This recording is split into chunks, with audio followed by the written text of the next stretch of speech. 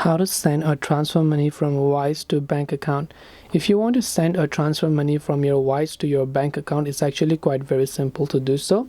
All you have to do is go ahead and then first of all launch the Wise application and just hit the send money option. You can select the international transfer option there and just make sure to send the amount that you want to send and the currency that you want them to receive in. Once you hit the continue option, it will ask you how you want to pay, so you can use a manual bank transfer, credit card, or a Swift transfer depending upon what is it that you prefer.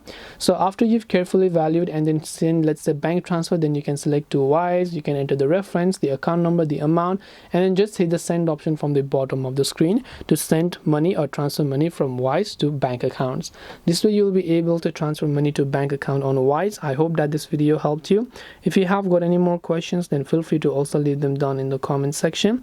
Thank you for watching till the very end of this tutorial, and as always, see you soon in our next video.